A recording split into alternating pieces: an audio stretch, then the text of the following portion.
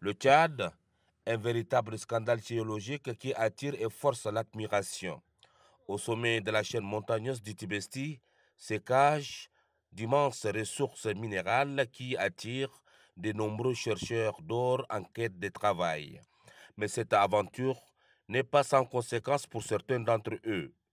À l'image de ce jeune orpailleur récemment libéré sur instruction du chef d'état-major général des armées, le général d'armée Abakar Abdelkarim Daoud, après plusieurs jours de captivité. Épuisés et gagnés par la peur, ils racontent aujourd'hui leur calvaire. Nous sommes juste ici à côté, près de la colline. Lorsque les ravisseurs arrivent, on est obligé de fuir, sinon c'est la mort. Merci à nos forces armées. L'occasion de sortir est rare. Dès que l'occasion se présente, on y tombe dessus. Quand tu trouves quelqu'un de bien, il te remorque pour te déposer à Zouarké ou Faya. Certains te déposent et t'abandonnent en plein désert. Mais quelquefois, tu rencontres un bienfaiteur qui te facilite la situation. Ici, l'humanité a perdu tout son sens. Selon les informations recueillies sur place, une vie humaine peut être échangée contre seulement 30 grammes d'or. Une aberration qui choque et interpelle les consciences. Avec le déploiement des forces de défense et de sécurité, la peur a changé de camp. Les barrières anarchiques ont été démantelées, rétablissant ainsi l'autorité de l'État. Amataya Abbas, vous nous dites qu'une opération de remise d'armes a lieu sous le regard du chef d'état-major général des armées. Elle symbolise la paix définitive.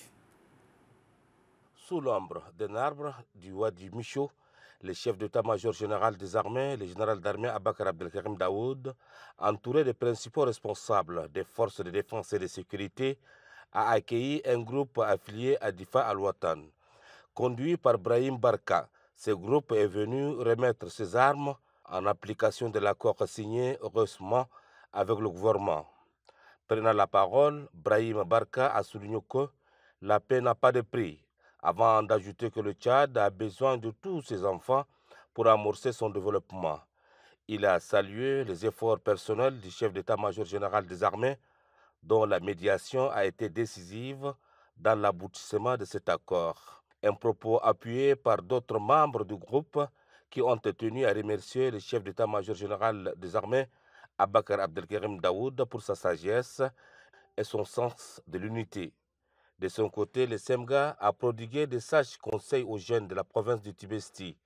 Il a rappelé que chaque Tchadien est libre d'exercer ses activités du Tibesti au Guéra, du Salamat à Mbaïbokoum, car le Tchad appartient à tous les Tchadiens. Le général a aussi rassuré ses interlocuteurs que l'État tiendra tous ses engagements issus de cet accord. La cérémonie s'est déroulée dans une atmosphère empreinte de fraternité et de confiance retrouvée.